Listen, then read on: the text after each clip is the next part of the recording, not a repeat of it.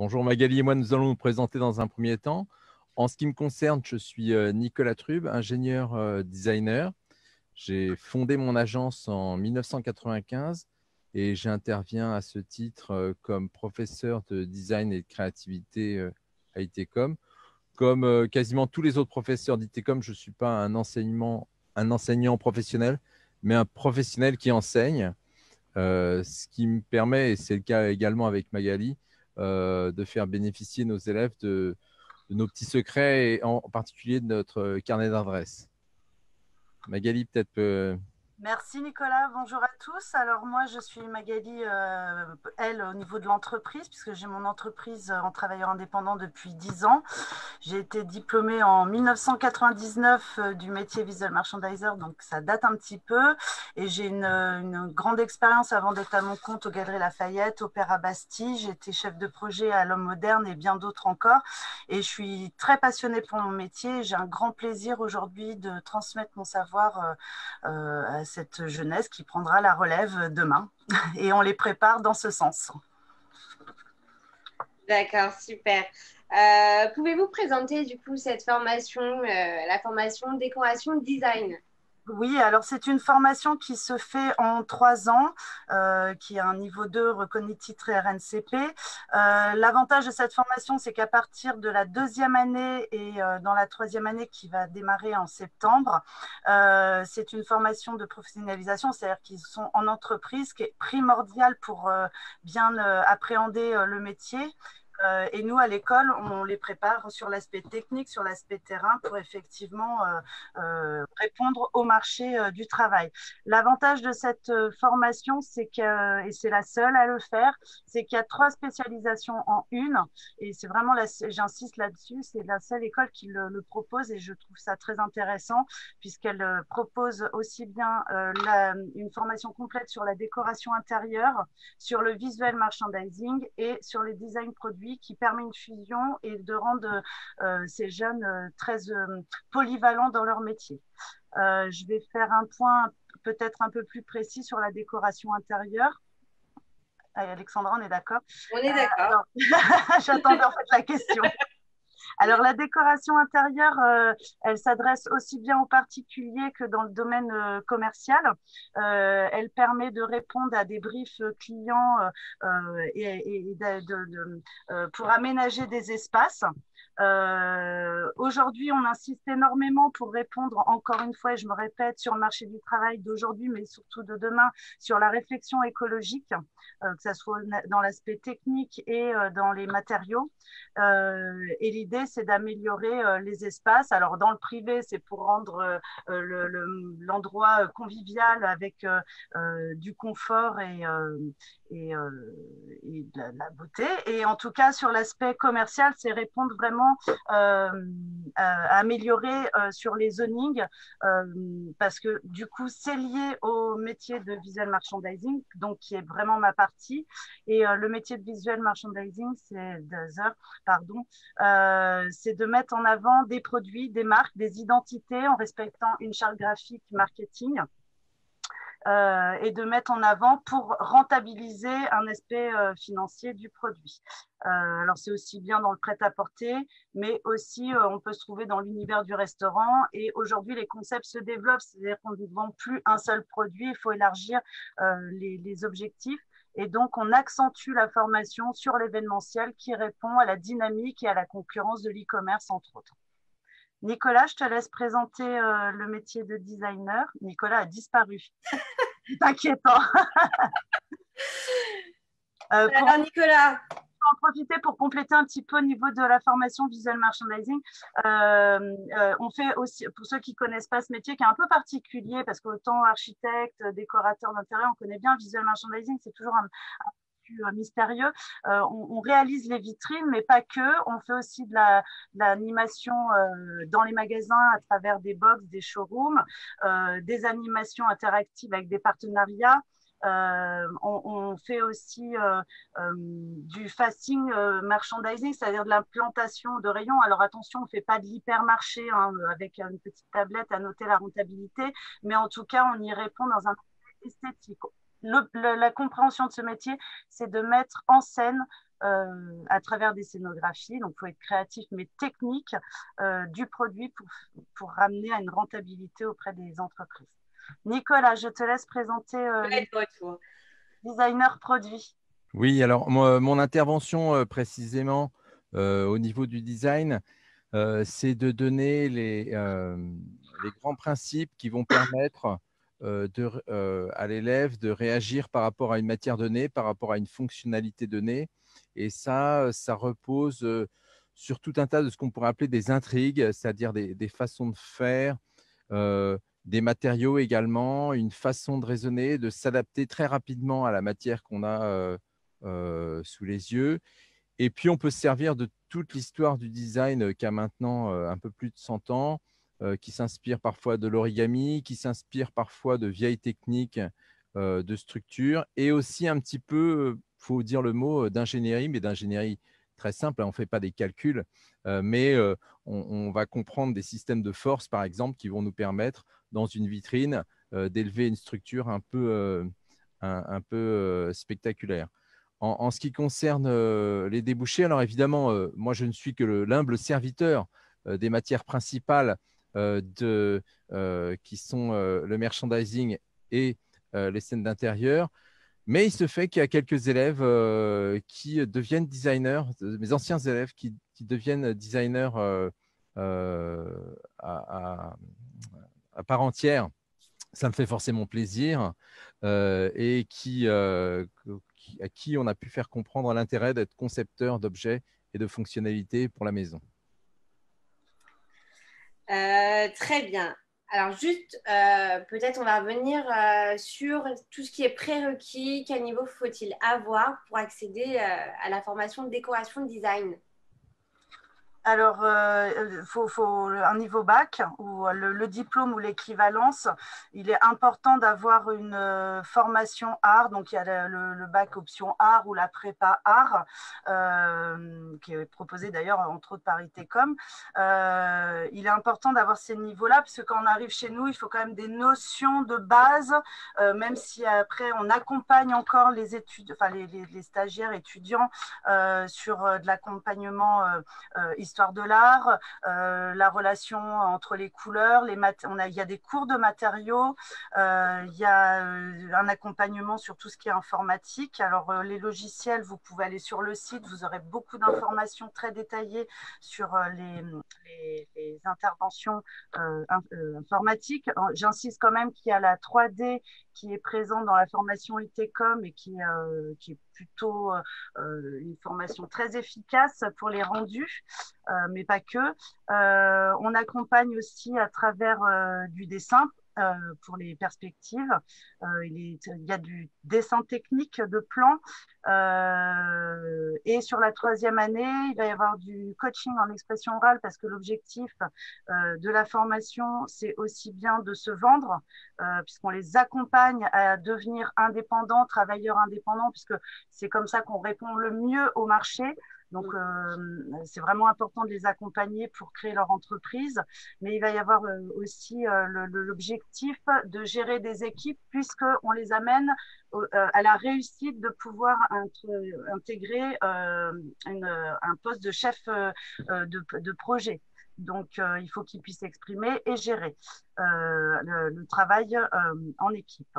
Il y a aussi des cours très poussés sur le marketing visuel. Donc, pour les débouchés, j'en reviens. Excuse-moi, Alexandra, je réponds enfin à ta question.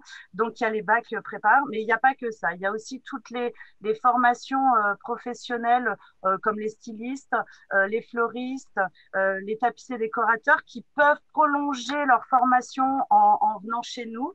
Vous avez aussi tout le secteur marketing de luxe qui peut venir pour compléter.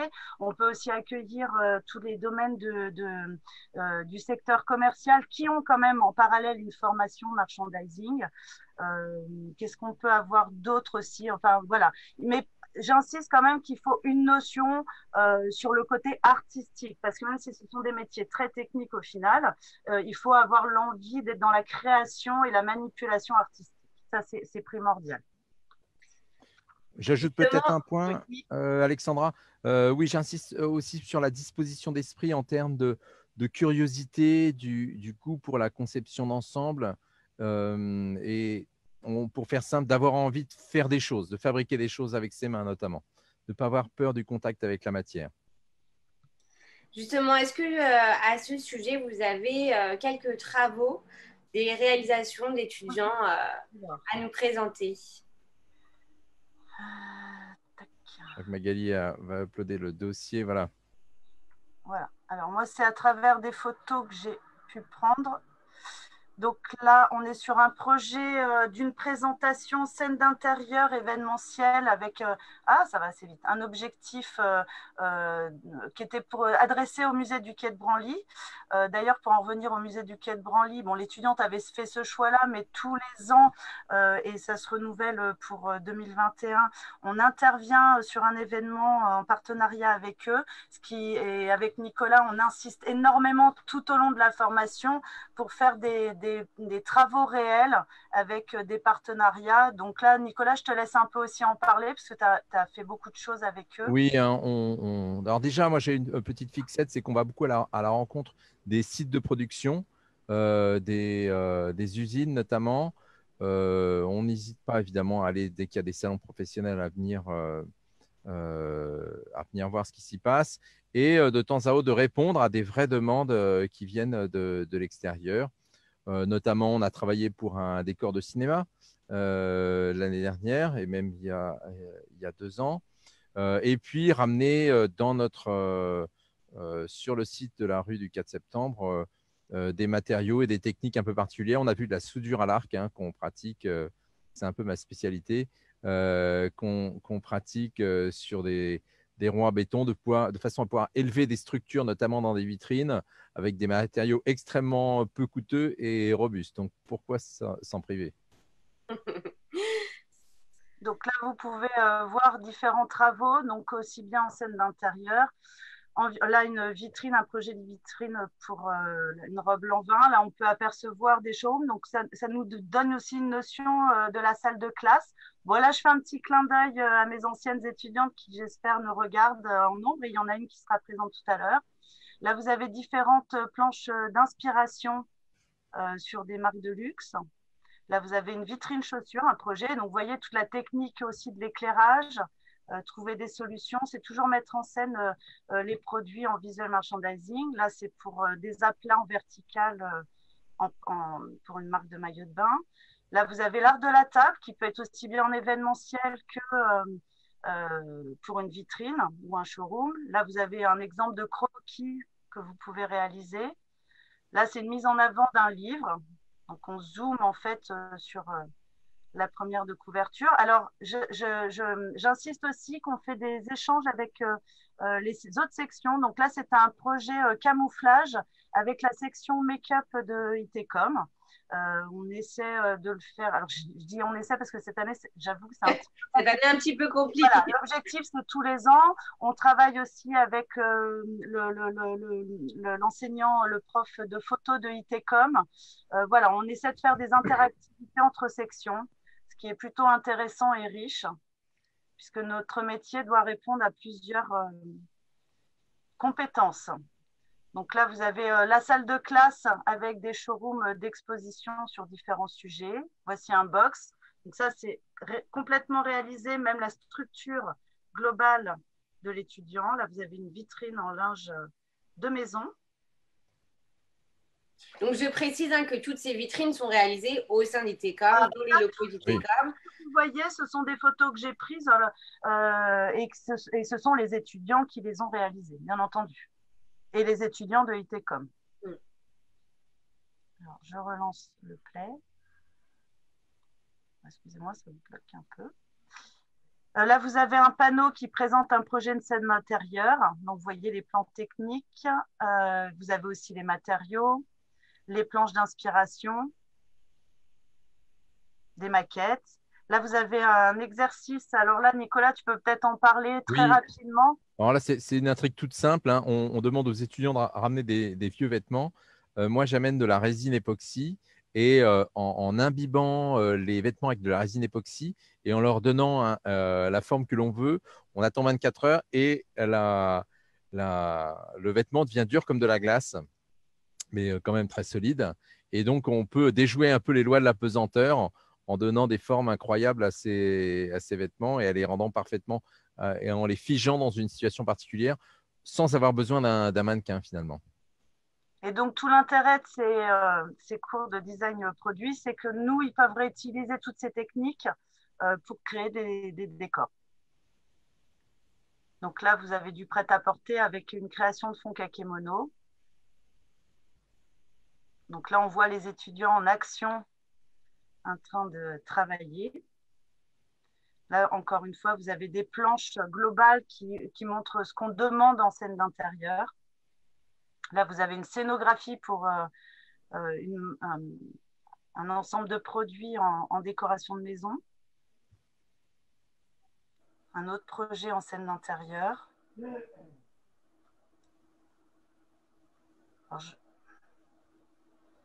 Donc là, c'est un dessous de plat créé avec Nicolas. Et vous voyez, il y a aussi toute la démarche de l'emballage, de la création du logo. Et l'objectif, c'était aussi de faire une démarche des goodies quand on travaille pour un événement, d'aller plus loin et de proposer beaucoup plus de projets et de choses, d'éléments aux clients. Et que tout ça soit associé au projet, oui. Donc ça, c'est encore en section design produit. Ça, c'est une maquette en scène d'intérieur pour un projet. Là, les étudiants qui sont en train de dresser avec les gants de coton un service, un projet d'art de la table pour un shooting photo.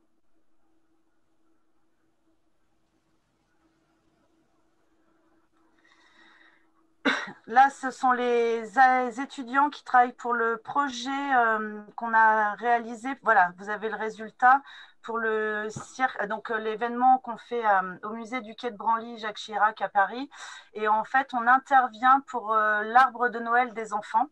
Donc, l'avantage de cette intervention, c'est que ça les met vraiment en condition du respect du délai, d'être à l'heure pour la fin du chantier, le démontage en fin de journée. Donc, on démarre très tôt, on finit très tard. Toutes les normes de sécurité, donc il y a un contrôle pompier. Et donc, voilà, ça les met vraiment en situation. Ouais. C'est vraiment un échange très chouette avec eux. Donc, par contre, la thématique est imposée et on a un budget très strict qui est imposé par le musée. Hein. On n'est pas en totale liberté. Mais voilà, ça permet d'aborder en temps réel un événement.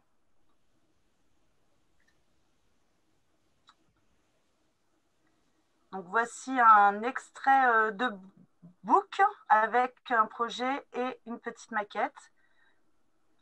Également ici. Voilà, Nicolas sur un chantier en direct pour un montage d'un podium pour un meeting. Ouais. Là, vous avez une planche d'inspiration qui est utilisée, vous avez pu entendre les intervenants d'avant. Voilà, ce sont des planches qui permettent une méthode de travail du départ et c'est utilisé aussi pour séduire le client et annoncer notre projet. Donc ça, c'est un projet vitrine en 3D. Moi, je suis désolée pour la qualité que je vous propose. Voilà, l'événementiel, c'est aussi savoir soumettre des idées à des fleuristes ou faire des créations. Là, on était en projet avec Nicolas pour un… je te laisse le présenter, ce projet. Oui, c'était la réhabilitation d'un loft pour abriter une équipe de production de cinéma. On avait exactement 24 heures pour prendre un vieux loft qu'on ne pouvait plus, le vider, faire des petits effets de déco. Vous voyez que là, il y avait des fissures, donc on les a transformés en éléments graphiques. On a réorienté certaines fonctionnalités. On a même été travailler dans le jardin pour faire des effets, de sorte qu'il puisse y avoir la soirée c'était en 2017, la soirée d'inauguration de cette production audiovisuelle. Donc, ça a été très, très chaud, mais les étudiants, on a pu faire travailler les DD1, D1 le matin et les DD2 l'après-midi, pour faire simple. Donc, ça a été vraiment un projet commando vraiment passionnant. Et évidemment, les étudiants étaient invités à la soirée qui a suivi. Ouais, et voilà, les faire bénéficier d'une soirée VIP quand même. Le petit plus, le petit côté positif. Voilà, non, oui, oui, puis on a eu d'autres parce qu'on avait fait aussi une intervention au cirque Fratelli, qui est une école de cirque, où on a eu un joli partage, où là on n'a pas pu prendre de photos, mais on a eu un joli partage. Enfin voilà, il y a beaucoup d'interactivité. Là, je reviens aussi sur une scénographie événementielle, donc avec avec le musée de Quai de Branly qui nous sollicite parce qu'ils sont ravis de nos interventions. Et donc ça, c'est un village de Noël qui fait 12 mètres de long et qui doit faire 3 mètres de haut. Et donc ça, c'est totalement réalisé au sein d'ITECOM et on vient de l'installer le matin et on le démonte le soir. Ouais. Héroïquement. Ouais, voilà. Super, bah écoutez, plein de beaux projets en tout cas. Les visiteurs ont pu avoir une petite visibilité sur éventuellement les projets à réaliser. C'est vrai qu'il y a plein de partenariats, plein de choses qui sont faites aussi via des professionnels à l'extérieur. Il y a des sorties également qui sont organisées. Oui. Et c'est vrai que ces projets-là, enfin ces vitrines-là, les visiteurs pourront les retrouver éventuellement au showroom qu'on propose. On propose en fait un showroom du 15 au 26 février. Donc, on mettra tous les travaux étudiants en avant provenant de toutes les filières. Là, aujourd'hui, on est spécial artistique, mais ça mettra aussi en avant les formations digitales. Voilà, c'était la petite parenthèse. Merci beaucoup, Nicolas et Magali, pour votre intervention. Ouais. Et on va passer du coup à vos anciennes étudiantes. Eh oui. Andrea et Audrey. Le micro, Andrea. Merci d'être là, mesdemoiselles. Bonjour. Bonjour Andrea, bonjour Audrey. Merci pour votre participation. Donc, deux anciennes étudiantes qui ont été diplômées il y a 2 ans, si je ne me trompe pas. Oui, c'est ça. 3 ans pour moi. D'accord. 3 ans et 2 ans. Ouais. Et je vous laisse vous présenter toutes les deux. Peut-être on va commencer par Andrea et puis on poursuivra avec Audrey. Ok. Alors, je m'appelle Andrea Pereira de Sa. J'ai fait les 2 années de déco design à l'époque. Il y avait 2 années. J'ai été diplômée donc il y a 3 ans. J'ai eu la chance de faire la dernière année en alternance au sein d'une société de décoration d'intérieur. J'y suis restée en CDI pendant 3 belles années. Ensuite, là, je viens d'intégrer une boîte de design mobilier parce que c'est ce qui m'intéresse un peu plus, ayant découvert et creusé ma curiosité dans le monde du design. Donc voilà, avant de faire la formation en déco, pour vous parler un petit peu de mon parcours, j'ai eu mon bac en STMG. Et j'ai fait une année de mise à niveau en art appliqué. Donc, ensuite, j'ai postulé en déco. Donc, voilà pour mon parcours. D'accord. Merci. Audrey ? Alors, moi, du coup, j'ai été diplômée il y a 2 ans. Pour vous raconter mon parcours, j'ai fait un bac ES. Après, j'ai fait une école de génie mécanique, donc en ingénieur. Donc, c'est totalement opposé à la déco. Et donc, ça ne me plaisait pas. Et donc, j'ai recherché une formation dans ce qui me plaisait, donc la décoration d'intérieur. Et donc, j'ai trouvé l'école ITECOM. J'ai fait 2 années au sein d'ITECOM, donc la 2e année en alternance. Ça s'est très bien passé. J'ai pu apprendre beaucoup de choses. Et aujourd'hui, je travaille en tant que space planner au ministère de la Justice. Voilà. D'accord. Est-ce que tu peux un petit peu nous expliquer en quoi consiste ce métier ?